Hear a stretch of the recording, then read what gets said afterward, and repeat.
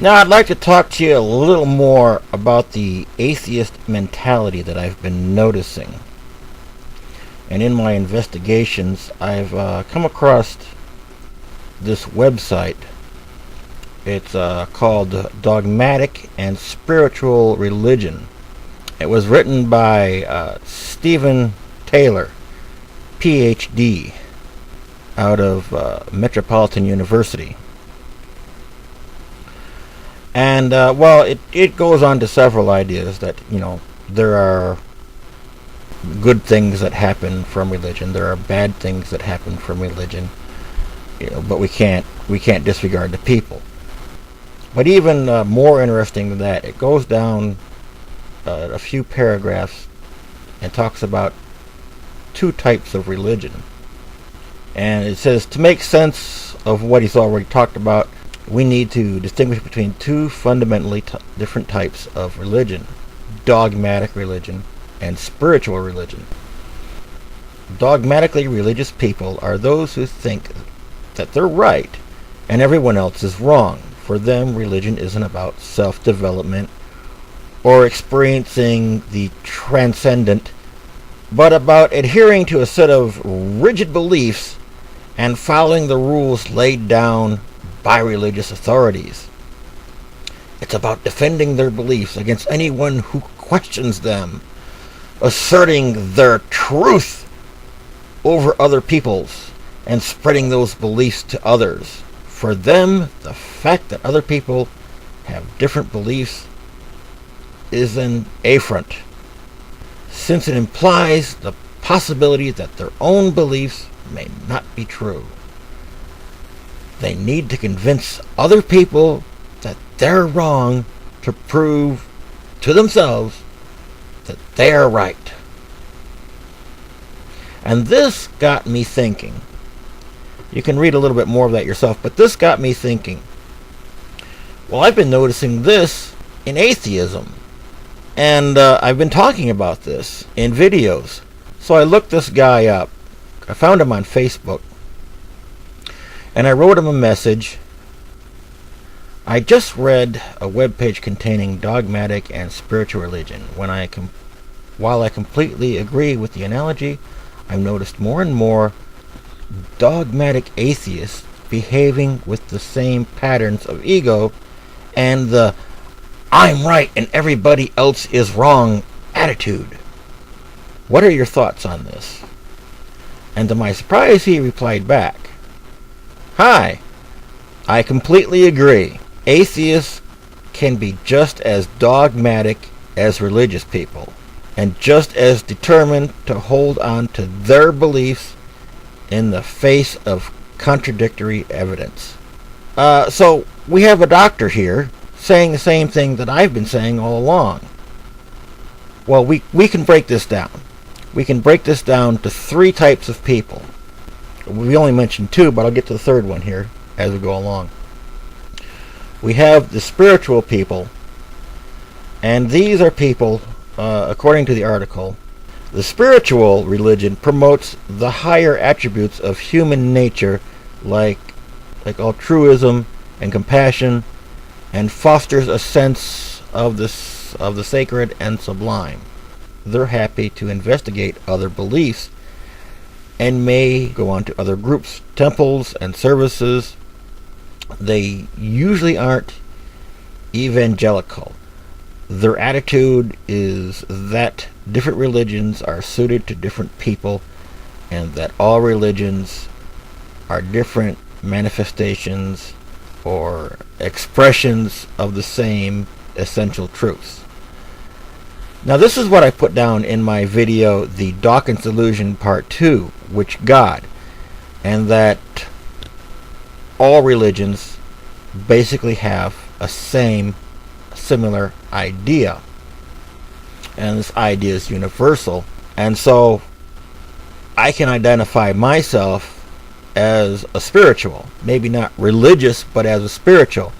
And I think, looking at some of the other agnostics, this is also the case. There's quite a few people that I've seen their videos, and they are spiritual in the sense that they're willing to investigate the case further and come up with brand new ideas. Well, as the dogmatics, even if they leave the church, they still have the I'm right and you're wrong attitude. And they're going to carry this no matter what they're talking about, even if it's about atheism. So now what's the third type of person? Well, that would be the person that generally doesn't go to church. The whatever attitude. It's not affecting me, so I don't care. I don't think about it one way or the other. So I wouldn't count these as atheists. I wouldn't count them as theists. I wouldn't even count them as agnostic. And the article goes on. I didn't read much of this, but I had what I wanted with just these couple of paragraphs. But it goes on farther to say that dogmatic religion is dangerous because it creates an in or out group mentality and encourages people to withdraw empathy and morality from other groups, to see them as inferior and ignorant. And again, I see this in atheism as well, that if you're an atheist, or at least the general atheist that I see on YouTube, I make exception to some people, that it's an all in or all out sort of deal. You can't even talk remotely about the hint of there being a God, even hypothetically, because the whole conversation is just going to get dragged down to, well, prove your God exists. I was wondering how to present this video, and then I found some more videos here today on how this relates to other things. And I was been going through a few videos, and I found this interesting channel called Prager University. It's not an actual university, it's just a YouTube channel. Anybody from virtually any college can create a 5-minute course on something. And it has some very interesting articles, such as what really happened in Vietnam, the missing tile syndrome. This is a very good one. I would suggest that my viewers take a look at this. And there's lots of useful videos like this, very well thought out. But then it gets into, I noticed the subject, does science argue for or against God? And it starts to make a case, well, that the evidence is increasingly more and more self-evident that there is a God. Now, I'm not saying that's the case. I'm just using this as a point of view. And if you go to this video, right off the bat, you'll see Armored Skeptic.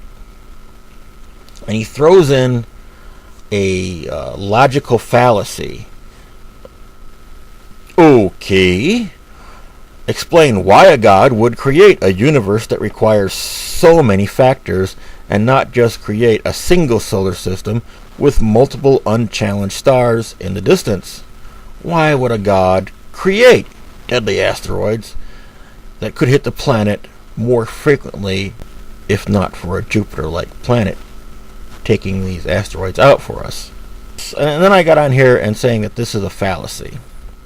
You can't even mention God hypothetically or make reference to a book in the Bible without a dogmatic atheist getting offended and say, oh, no, that's wrong. And we have this here. And even though there was already 180 replies back and forth, and then they just start bickering back and forth amongst themselves. And I broke in at some point and showed them the fallacy of this argument. Your argument presupposes you know more about how a God works than the God himself. Well, that would be like saying, I don't believe in unicorns, but I know they like hanging out at the 7-Eleven to drink Pepsi Slurpees. And of course, even though a skeptical heretic didn't reply himself, somebody was offended by this notion that an atheist could be wrong, and replied back.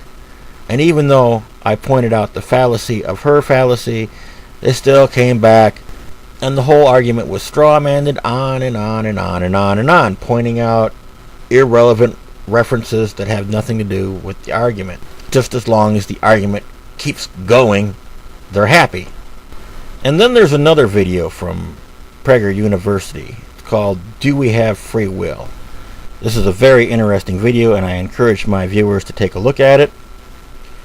But towards the end, it gets down to the God hypothesis. Not directly, but indirectly. It's just to get you thinking. Surgeons can have access to my brain, but only I have access to my mind. This is what makes you human and not a machine. Psychology, the study of the mind, is not reducible to physics and biology and chemistry. Yet, there are many materialists, people who believe that physical matter is all that exists, that the only reality, including every thought, every feeling, every mind, every will, all of this is totally explained in terms of matter in motion, simply physical phenomena. These materialists believe that we're no more than robots and that free will is an illusion, a myth. Now, why do they believe this? Because they understand that the moment they acknowledge that free will exists, that there really is an immaterial you beyond the physical realm, that there really is a mind, not just a brain, then there has to be something non-physical that accounts for our non-physical minds. Now, when you exercise your free will and you choose to think about all of this, you're going to probably reason, just like I did, that there's a great mind that accounts for the origin of your mind. But again, that's your choice. It's evidence of your free will. Now, this doesn't say that there is a God. It doesn't say there isn't a God. It just says, okay, here's some food for thought. But of course, this upsets the dogmatics. And you can go down, look at the comment section, and reply after reply after reply. The argument has to be challenged because it remotely hints at the possibility of God. So I took just the first comment that was on the top, and it was a basic comment, and that it could easily be argued. And the question was, if God knows absolutely everything that will happen in the future, then how do you have free will? Well, this is a straw man argument, again, assuming that you know everything that there is about God, therefore you have the authority to question him. But I was able to answer this without directly or indirectly hinting that there is a God or isn't a God. And I answered this very easily from an agnostic point of view, and I started with her own quote. If God knows absolutely everything that will happen in the future, then how do you have free will? And I responded, I know that every time when somebody even remotely hints at the idea of the possibility of a God, in any form that you care to imagine, even hypothetically, I'm not making a case that he does exist, that some atheists are going to reply with a comment like, if God absolutely knows everything that will happen in the future, then how do you have free will? Does this mean that you didn't have free will and I made you type those words? No. You still made that choice. Has God told you what you are going to do? Therefore, you are either going to take measures to make that event happen or not happen? No. And you still have to make the choices yourself that would lead up to that event. And then I went on, I felt that I had to go on further because I know the atheist mentality, and they're going to jump right into this because I challenged their authority. I challenged their authority in that this video is somehow remotely true because it hints at the aspect that there might be a God. This cannot be allowed. So I went back and I added some more to this. Now I know there are stubborn atheists, the dogmatics, and there are not so stubborn atheists, These would be probably the spiritual. I know the stubborn atheists won't allow this argument or even this single paragraph to pass unchallenged, because this video gets atheists thinking about the existence of God the same way it did with you. And that video, nor this comment, cannot go unchallenged, just as you did with this video. Does that mean that I or the makers of this video are controlling you or other atheists to type a reply? Or in understanding this comment completely, not type a reply? No. Even then, there will be a smartass that replies, I couldn't understand that. And that's either because he's not that smart, or he just wants to screw with me. And will I make that person type a reply? No.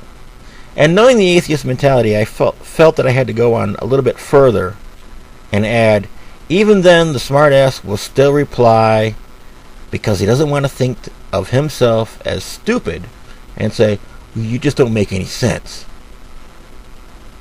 Again, will I make him or her type reply?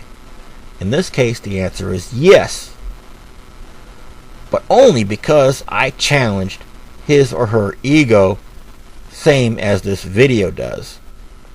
And even then, there will be someone who will say, yeah, but, on and on and on and on. Implying that the argument will go on forever and ever and ever until you just finally give up. And then the atheist thinks he wins. And now you can say, well, yeah, but this video tries to hint at God and it's a sneak attack or whatever to try to get people thinking about God. Okay. But then I went on to another video from the same website, Prager University. This is called, Is the Customer Always Right? One day, a woman walked in and said she was looking to buy a camera. She asked one of the salesmen to show her various cameras, and then she spent about half an hour with the man figuring out which camera she really liked. Finally, after deciding, she asked the man if he might give her the name of a website where she could buy that camera at a cheaper price. Now, I hope that you realize something is very wrong here. But can you identify exactly what that is? Take a moment. Here's what was wrong.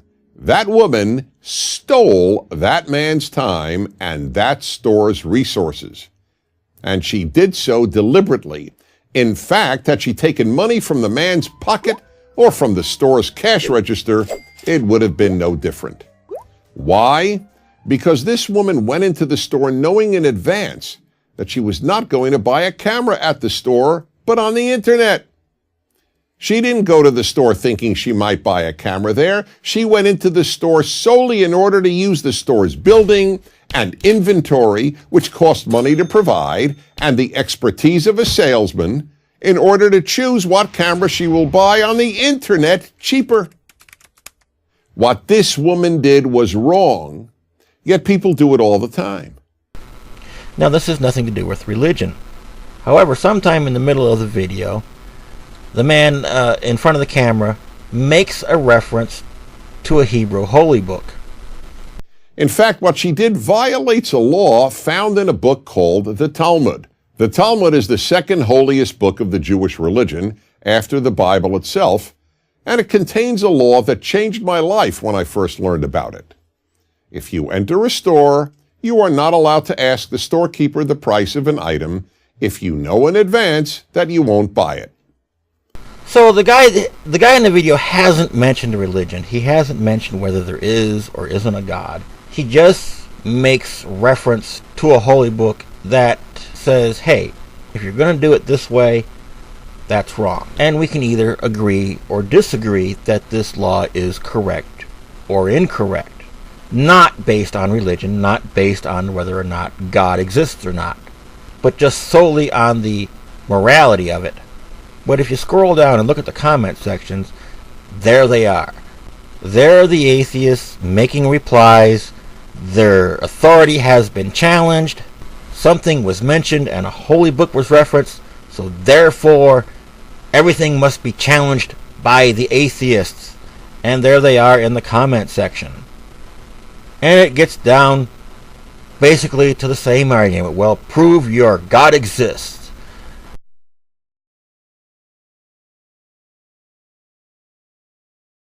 So this is the atheist mentality.